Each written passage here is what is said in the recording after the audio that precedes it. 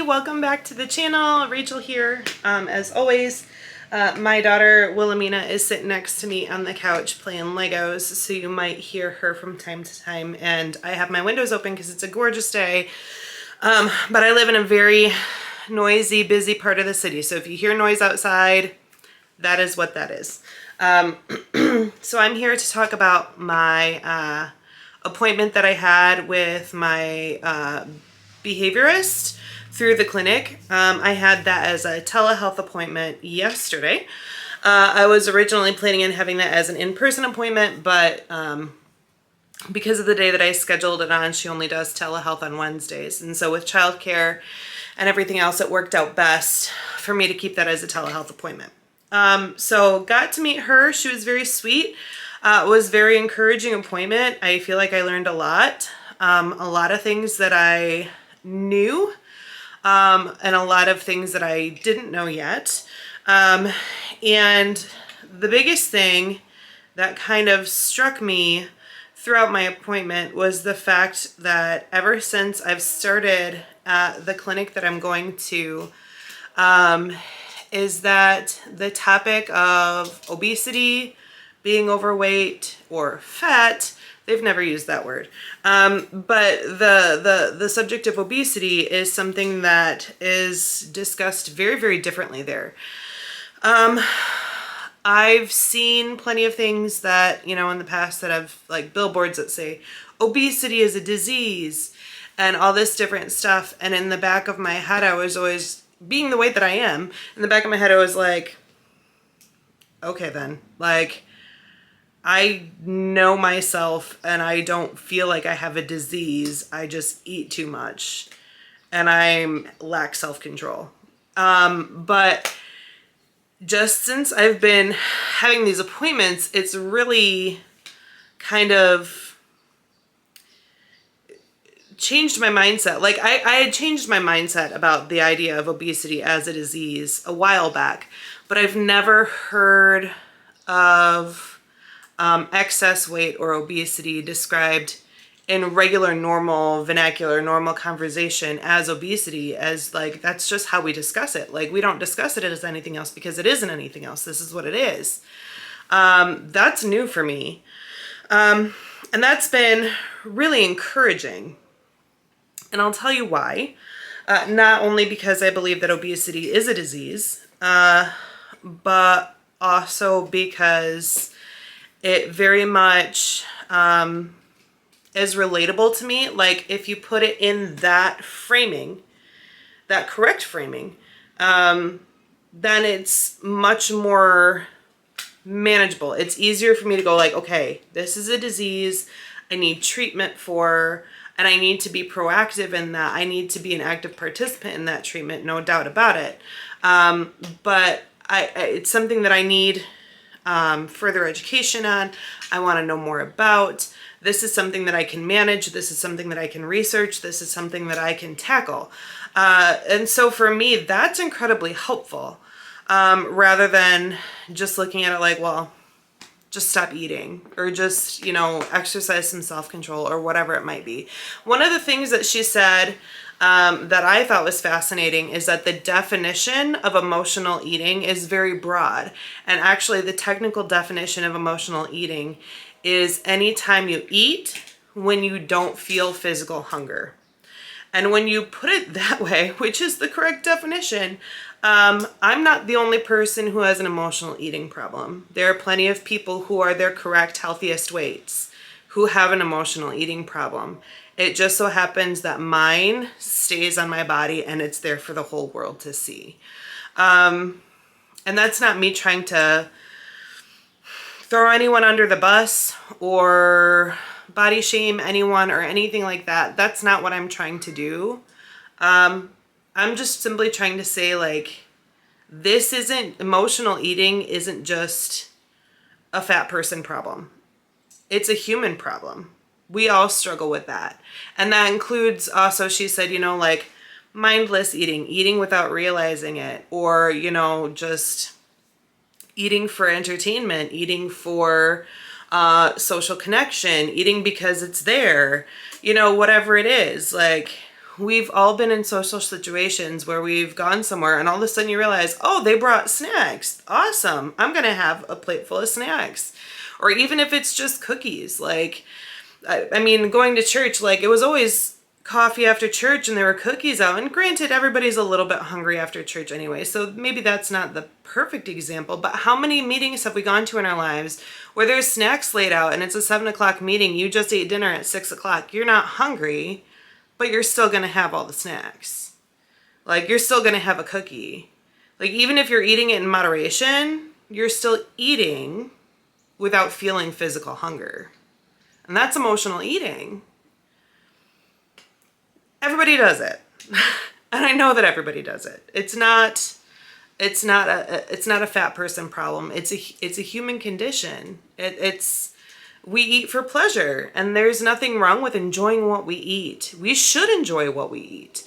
But that scope of emotional eating is so much bigger than I realized. It doesn't have to be that, like, sort of, I'm super depressed, I'm super anxious, so I'm gonna go in the kitchen and just eat to make myself feel better. It's that too, but that's not all that it is. And so, it's just interesting because we all have some level of disordered relationship with food. For some people it's severe and some people it's more mild, but everyone has some sort of disordered relationship with food.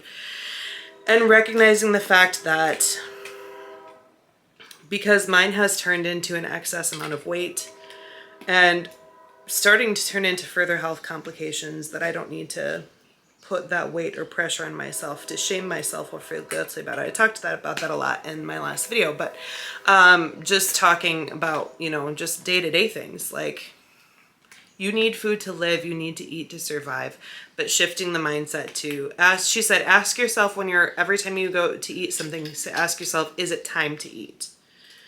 Not, am I hungry necessarily, because that changes after you go through surgery and you can't always trust your body signals, because some people will just not be hungry at all. And some people will still have hunger after surgery. So she said, the thing that we say is it time to eat? So think about, when was the last time I ate? Did I eat an hour ago? Or has it been like 3 hours ago? Because she said most people need to consume calories about every 3 hours or so. And that's give or take, but every 3 hours or so, we should be consuming some calories. And so she was like, if it's been an hour, maybe say, no, it's not time to eat yet. My body should be able to function on what I gave it an hour ago for some time yet. You get to 2.5, 3 hours, 3.5, 4 hours, then yeah, it's time to eat something. You need to eat food. Your body needs fuel. You need calories. And so just simple like mindset shift to kind of check yourself, like before you put it in your mouth, ask yourself, is it time for me to be eating this right now? Or is it time for me to have a glass of water because it's not calorie time? Things like that. So that was really helpful.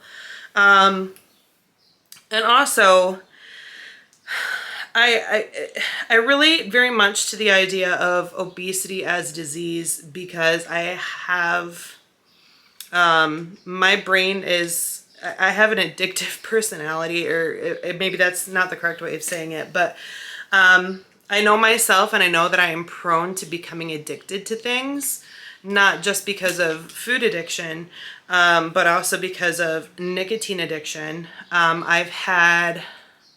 I smoked for the better part of a decade before I had kids, and then I quit smoking when I was pregnant with my oldest. And then during COVID, I actually picked it back up and recently quit again, which no going backwards this time, guys. I'm not. This last time, like, I basically was trying to quit since I restarted. Like, as soon as I realized that I was addicted again, I was in this constant state of trying to quit, and it took me over a year to do it.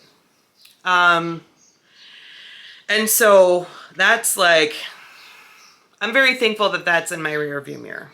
and I don't have to go back to that. But that being said, having recently broken an addiction, that's a very relatable feeling to me, and understanding what food addiction looks like, and the fact that it's on your mind. It's just kind of rolling around in your head. It's what all you can think about. It's something that, you know, can even feel physically painful to be without. I make no secret of the fact that I deal with mental health issues. But the first time I quit smoking, when I had my oldest daughter, it was much easier because I was highly motivated, because I'm pregnant. I'm not smoking while I'm pregnant. That's just not going to happen. And so it was easier for that cold turkey, like cutting it off, we're done. This time around was much more difficult because I didn't have that same like motivation of I'm carrying a human life, I'm not smoking. It was more of a challenge for me. And it really got to the point where, you know, it became so tied into my own anxiety, because smoking actually, like I was smoking to try and decrease my anxiety, but smoking actually increases your anxiety. It creates more anxiety, because when you start going through withdrawal, whatever anxiety you minimized is ramped up by like 10. And so it would get to the point where I would be like contemplating self-harm, and I'd pull out my hair and all of these terrible things that I'm not prone to do, that I'm not likely to do in general. Hi, baby. I found myself really struggling with while I was trying to quit smoking. And so it's that same sort of like relationship with food. It's not to that same level of being like compulsory, like really being irritating and agitating.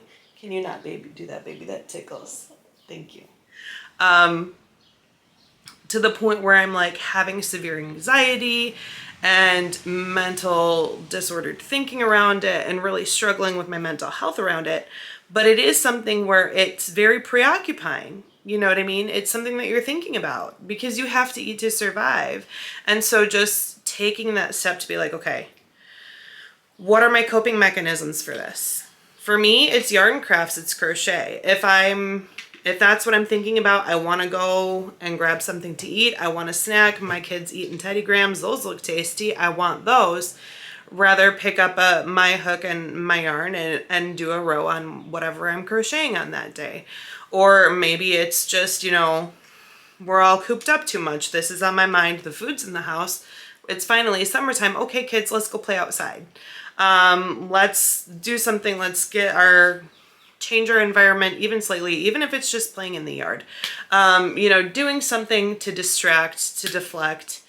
And then the moment passes, and then you made it through fine, or grabbing water instead, or, you know, maybe a really tasty glass of, you know, sugar-free tea or lemonade, something else that's hydrating to you, that tastes good, but isn't just consuming calories. So I thought that that was extremely helpful. There was a ton that my behaviorist went over. That was just some of it. Those were kind of the things that really stood out to me, like, this connects to me. I relate with this. I get this. This makes sense. And so that was kind of some of the stuff that I wanted to go over. As far as updates go, I'm still following my reordered eating plan. Still working hard to make sure that I'm getting my protein every day. One of the things that they taught me through the dietitian and at my first consultation and my behaviors, all of them are kind of like reaffirming this is, you know, protein first, then vegetables and some fruit if you want fruit, but it's your fibers next. And then lastly is your carbs. So, and those should be used in moderation, small portions, just eat, fill up on the good stuff that your body really needs to fuel itself, the protein and the fiber, and then save the starches in small portions, and don't fill up on those. And I should say lean proteins. I should emphasize that, lean proteins. So I'm not going out and eating steaks and cheeseburgers and bacon. I'm eating a lot of chicken. I'm eating shrimp. I'm eating tofu. I actually really love tofu. I'm eating pork loin. And those are kind of right now my main sources of protein that I'm getting. Eggs. I'm eating eggs.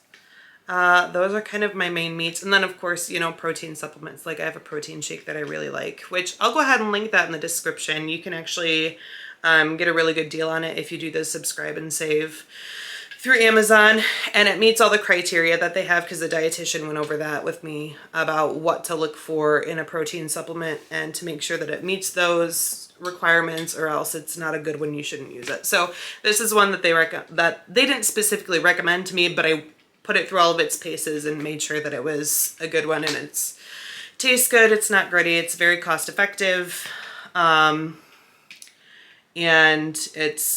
it's one of the good ones. Now it isn't plant-based proteins, it's whey protein. So if you needed a plant-based protein, then that would be, you know, wouldn't work for you. But if you are okay with whey protein, then you should check it out. It's a good one. Yeah, so that's kind of my focus. Usually in the morning, I will have my protein shake. I'll have a Greek yogurt, a non-fat or low-fat Greek yogurt. And they said those are great to have. Just make sure it's like 15 or less gram of carb, which the ones that I have is not an issue. I get mine from Aldi. They're really inexpensive. They're like 69 cents a container. So that's usually and a cup of coffee with some half and half in it, no sugar. That's usually my breakfast. I might have a snack in there before lunchtime, but usually that holds me over fine until lunch. Lunch, I'll usually have leftovers from whatever I made for dinner the night before. And then usually I'll grab, because I go to pick up kids from school at 3. Usually when I go out the door to pick up kids, I'll grab, and I'm drinking water throughout the day too, but like at that point, like I'll grab like either another cup of coffee, or I'll make myself some tea or something, because I like to have something, you know, different than just water to drink kind of partway through my evening or afternoon. And then I get home, hang out with kids for an hour, and then I start on making a healthy dinner. Last night I made this really delicious chicken and bell pepper stir fry. And I did not eat it with rice. I just had the stir fry itself. It was really, really tasty. And I wasn't particularly hungry last night, so that's what I had. And that's usually about all I eat. Like if I get real hungry, like for snacks, I usually go for like a banana, a handful of grapes, something like that. But I'm really not hungry. The protein that I get in my meals really, you know, has been keeping me full and satisfied. So I'm really been thankful for that. So that's kind of my second half of the week update. I've been weighing myself every day. She recommended that, you know, I only weigh myself once a week, which I might switch to after surgery because I don't want to become obsessive or neurotic about the number on the scale. But in the meantime, like, I don't feel like I have an unhealthy relationship with the scale because I feel like it's just kind of part of my routine now. So it's just like, well, it's just something that I do. And I recognize that the fact that, you know, every morning there is going to be some fluctuation. It's never going to be like, if it goes up or down, you know, there's some fluctuation there if I weigh myself every day, so long as like my overall grid is pointing in this direction. Like, I don't need to freak out about a pound or a half a pound or whatever it is, as long as the little wiggles keep going this way. So I don't really feel like I have a terribly disordered relationship with the scale, but we'll see kind of how I feel after surgery about all that. But I got my endoscopy scheduled. I have my sleep study scheduled. I think I mentioned that as well, but I just got my endoscopy scheduled, I think yesterday. They had to reschedule my appointment with the surgeon, which I was a little bit bummed about, but I mean, it's understandable. So I think it's like a week or 2 weeks later than it was originally planned for. But as of now, I don't need to have an outside psych eval, which is nice. My insurance dropped that as a requirement, so that is a plus because they actually didn't have anyone in the state of Michigan to send me to. I don't know why that is. But they were like, that's like the biggest hurdle. Like you cleared the biggest hurdle. That was one that's been holding a lot of people up. And so thankfully, I don't have to worry about that. And so once I get my sleep study, surgical appointment, and my endoscopy, then they will be ready to send to insurance, get their clear to go through, and then they'll be scheduling my surgery and my pre-op appointment. So I feel like I've already cleared a lot of hurdles, especially considering that from my first appointment to my surgery date, we're trying to get that into the shortest period possible. I don't think we're going to hit 8 weeks because we've had to reschedule some things. But even if we get it like a 10-week process from start to surgery, that's amazing. So I'm really encouraged about that. My clinic has been fantastic. They're really busting their butt to make sure that I'm getting through. And I haven't had to remind anyone like, I need this done, I need this done. I'm trying to move quickly. Like they're on top of it. They're like, hey, we're calling you right away because we know you need to get through in a fast and efficient manner. Let's get everything taken care of like now. And so they've been fantastic. They've just been great. So I've been really, really pleased with that. So I think I'm going to leave it there. Did you want to say anything, Wilhelmina? No? Okay. This is my 5-year-old. She's home because she graduated preschool and it's summertime. And you're just like hanging out with mom, which is perfectly fine. You're always very considerate when mommy is recording, so I never really have to worry about you being disruptive or interrupting. You just kind of sit and hang out and play with Legos and are my buddy. I'm happy you're my buddy. You're a sweet kid. All right, everybody, I will talk to you guys soon. No appointments next week, but I will still post at least one video, if not more, depending on my mood and what's on my mind. Kind of talking about how the week went, where things are at. So, all right. Bye, everybody.